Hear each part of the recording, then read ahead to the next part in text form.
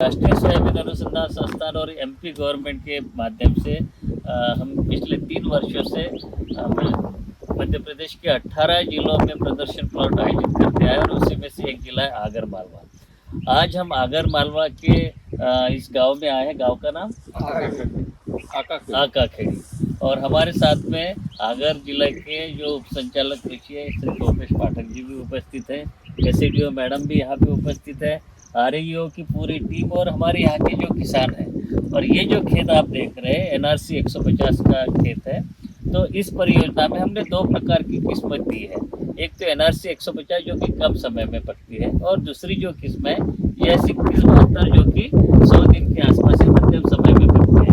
देखना ये चाह रहे हैं कि सोयाबीन की अगर मध्यम समय में पकने वाली किस्म लेने से दूसरी फसल यानी कि गेहूं की फसल या दूसरी इसके बाद में जो होते हैं उसके ऊपर क्या प्रभाव पड़ता है या इसके कारण दिक्कत तो नहीं होती, क्योंकि हम लोग देखते हैं कि मध्यम समय में पकने वाली किस्मों की उत्पादन क्षमता ज़्यादा होती है। तो वो और पिछले कुछ सालों से ये देख रहे हैं कि जो कम समय में पकने वाली किस्में पकने के समय पे लगातार बारिश होने के कारण पीटती है।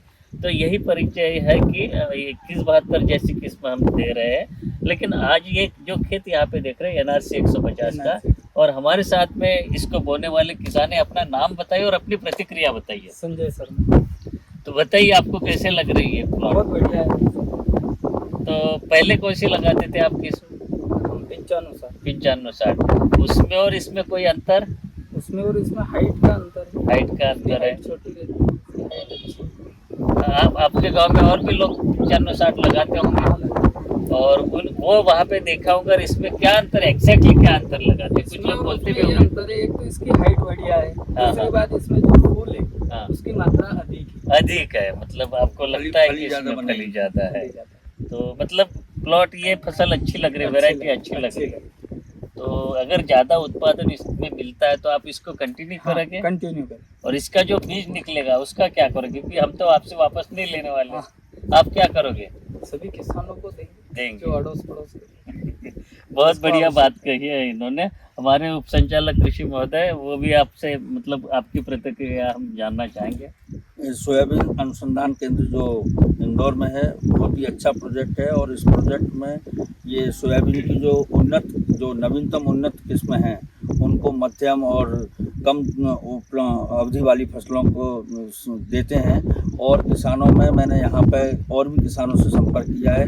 JS 2172 और NRC 150 इनके द्वारा दी गई और इसके बाद में जो रबी सीजन में इनको उन्नत किस्म का गेहूं का बीज भी उपलब्ध कराया जाएगा। तो किसानों की जो प्रतिक्रिया और सबसे मिलने पर मालूम पड़ा कि बहुत ही अच्छा प्रोजेक्ट है, किसान बहुत खुश हैं। साथ में यहाँ जो सोयाबीन के विशेषज्ञ हैं, डॉक्टर साहब हैं, जो वैज्ञानिक हैं, उनका भी समय समय पर भ्रमण होने से जो सोयाबीन की जो समस्याएं हैं, कीड़ा बीमारी इस तरह की उनके किसानों के ना केवल इन किसानों का ही भला हो रहा है, बाकी के आसपास के किसान भी यहाँ पे आए हैं तो उनको भी नवीनतम जानकारी भी उपलब्ध कराई जा रही है। तो मैं आशा करता हूँ कि अनुसंधान डॉक्टर साहब से भी निवेदन करता हूँ कि इस तरह के प्रोजेक्ट को आगे भी बनाए रखें और हमारे आगर मालवा को अभी 35 दिए हैं, अगली बार और ज़्यादा बढ़ा के देंगे। धन्यवाद। हमारे साथ में एसडीओ मैडम है और आपसे ये जानना चाहेंगे यहाँ पे अधिकतर लोग जैसे बता रहे कि 95-60 वैरायटी लगाते हैं, और भी कोई नई वैरायटी यहाँ पे कितने साल में पहुँचती है? सर वो NRC के थ्रू ही पहुँचती है, जैसे अभी पहुँची है। अभी पहुँची है 2172 और NRC 150। तो ये नई मतलब यहाँ के किसानों के लिए नई वैरायटी है। जी सर। तो आपका अगर किसानों के साथ में अगर चर्चा होती तो उनका क्या कहना है?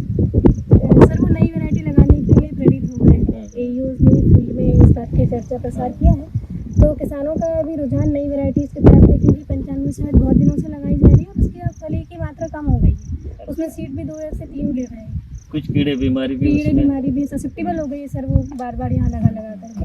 तो अब किसान भी चाहते हैं नई वैरायटीज़ लगाना, और आपके सहयोग से जो अभी मिली है NRC और 2172 इससे इसका प्रदर्शन अच्छा हम देख ही रहे हैं। इसमें ज़्यादा फली आने की उम्मीद भी है, तो आगे से इसको लगाएंगे। तो आपसे यही अनुरोध रहेगा कि आगे और भी प्रोजेक्ट्स इस तरीके के। इसमें 2 परियोजना चल रही है। एक तो एमपी गवर्नमेंट की जो 10 प्रदर्शन प्लॉट यहाँ पे लगाए, तो दूसरी जो है national mission on edible oil, राष्ट्रीय खाद्य तेल मिशन के अंतर्गत दूसरे जो 25 प्लॉट दूसरे गांव में हमने आगर जिले में लगाए।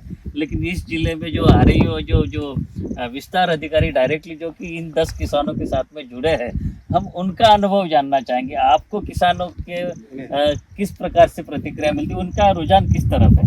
जी सर, ये क्या है कि ये वाला जो एरिया है पूरा, यहाँ तक कि देखिए कि पूरा जो आगर जिला है, ये मैक्सिमम अगर कृषि की दृष्टि से देखा जाए तो उतना हम इसको समृद्ध नहीं बोल सकते। उसका रीज़न है क्योंकि सर सोच पुरानी और जो अभी नए जो हमारे अभी यहाँ पर पूरे जो टीम खड़ी है किसानों की है, ये सभी किसान हैं और सभी यंग टीम आपको दिख रही है। ये सभी जब मैं यहाँ पर आया 2023 में, तो मैंने जो पुराने जो मेरे जगह पर जो पहले थे, वो जो पुरानी उनके जो एक जो जुड़ा रहता है, तो मैंने जो किसानों की जो यूनिट तैयार करी, वो नए यंग किसान रहे ताकि उनको समझाएं तो उसको फॉलो भी करें। तो पहले 95-60 यहाँ पर बहुत ज़्यादा बड़ी मात्रा में होती थी सर। उसके बाद में NRCS से जो आने वाला बीज और साथ में जो हमारे भी जो विभाग के जो डेमो आते हैं, तो सर हमारे विभाग से भी अभी हमने जो है कि NRC 150 विभाग के थ्रू भी दिया है। 2172 भी हमने जो है कि हमारे यहाँ पर जो FPO है उसके माध्यम से हम यहाँ पर जो है डेमो के माध्यम से और वैल्यू चेन पार्टनर के माध्यम से हमने यहाँ पर किसानों को ये दिलवाया। उससे सर एक जो मेजर प्रॉब्लम आती थी यहाँ पर, क्योंकि ये क्या है सेलो लैंड आगर, इसमें सर जो रूट जोन है वो बहुत जल्दी जो है कि एक तो ज़्यादा डीपली जाता नहीं है, उस वजह से क्या यहाँ पर सर येलोविंग की जो प्रॉब्लम है, जो सबसे ज़्यादा अफेक्टेड एरिया है यहाँ का, वो बहुत बड़ी प्रॉब्लम यहाँ पर आती थी। यहाँ पर सर हम देख रहे हैं कि जो हमने जो NRC है या फिर अपनी जो 2172 है, इस वाली वेराइटी में ये प्रॉब्लम नहीं है। ये जो सबसे बड़ा मेन टच है यहाँ का, क्योंकि वो तो फली आने के पहले ही सूख जाती थी तो वो सब से अच्छा है। और इसका जो अनुभव है किसानों को भी सर जो अपने जिनको दिया है, वो इस सब चीज़ों को फॉलो भी करते हैं, समय समय पे इनको गाइड भी करते रहते हैं, कौन सी दवाई का स्प्रे करना है, कौन सा खाद देना है, कब देना है, वो सारी चीज़ें तो बड़े अच्छा एक्सपीरियंस। ये सब एक टीम वर्क है। हमारे संस्थान तो आपके साथ में जुड़ा हुआ है, लेकिन साथ ही साथ कृषि विभाग की उप संचालक कृषि महोदय के माध्यम से या उनके नेतृत्व में पूरी टीम आप लोग काम कर रहे हैं, तो इसी का नतीजा लगता है कि इतनी बढ़िया फसल यहाँ पे देखने को मिल रही है। आप अगर देखेंगे तो पूरे प्लॉट में फसल बहुत अच्छे से आज हवा भी चल रही है। पानी की इस बार दिक्कत है, बारिश का यहाँ पे कैसे है? यहाँ करीब 400 mm के आसपास हो गई बारिश, पर अच्छा ये रहा कि जब जब पानी की ज़रूरत रही है तब तब पानी गिर गया है। तो हम उम्मीद करते 2-4 दिन में पानी और आएगा। ये हमारे जो पाठक साहब है, उप संचालक कृषि, पहले दूसरे जिले के प्रभारी थे और यहाँ पे कुछ ही दिनों पहले यहाँ पे उनका जो रेगुलर कार्यकाल यहाँ पे शुरू हो गया। तो हम आशा करते हैं आपके माध्यम से इस जिले में और विकास होने में गति मिलेगी और कृषि के क्षेत्र में शायद हम लोग आपके साथ में जो प्रयास कर रहे हैं उसमें सफलता मिलेगी।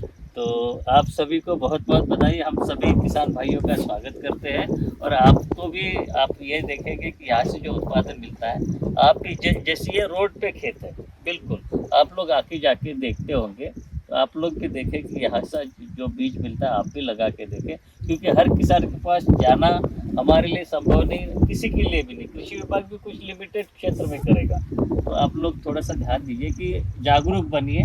और जो आवश्यकता अभी पिछले कुछ सालों से ये देख रहे हैं कि मौसम पूरा बदल गया। एक और जो बात यहाँ पे लगती है उसमें भी हमारे DDA साहब प्रयास करेंगे कि जो नवी संरक्षण पद्धति है, BPF तकनीकी है, और इसकी भी, क्योंकि जैसे आपको कह रहे हैं कि शैलो लैंड है यहाँ पे, तो वो एक तरीका भी और एक बहुत अच्छा उसका काफ़ी किसानों के यहाँ पर हमने रेज बेड प्लांटर से भी सोइंग कराई है, रेज बेड तरीके से। तो वो बहुत अच्छी तरीका है कि अगर कम पानी गिरता है तो भी फसल बनी रहेगी, और ज़्यादा पानी अगर गिरने के हालात वक्त टाइम पे आ जाते हैं तो पानी ड्रेन आउट होकर बाहर निकल जाएगा। तो ऐसे प्रयास किए जा रहे हैं और किसानों को समझाइश दी जा रही है कि रेज बेड पद्धति से ज़्यादा किसान लगाएं। सर ये जो 10 डेमो ये अपने आए थे ना NRCS से, ये हमने BBF पद्धति से लगाने के लिए यहाँ पर कम से कम 10 दिन पहले सोविंग के यहाँ पर हमने सीड्रिल ला करके और इनके घर पे रखवा दी थी।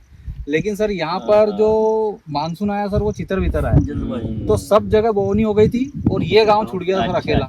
तो जो फिर अपन ने क्या करा कि वो दूसरे ब्लॉक में हो गई, तो फिर अपन को क्योंकि सीड्रिल वो एक ही थी तो अपन ने वहाँ पर, नहीं तो ये सारे सर BBF से लगा बढ़िया, वो भी अगर हो जाए अगली बार प्रयास पूरा रहेगा। जी, वो जी, तो थोड़ा सा हालात जी। तो आप लोगों को बहुत बहुत धन्यवाद और नमस्कार, और आशा करते कि आपको बिल्कुल अच्छा उत्पादन लेने में सफलता मिलेगी। धन्यवाद।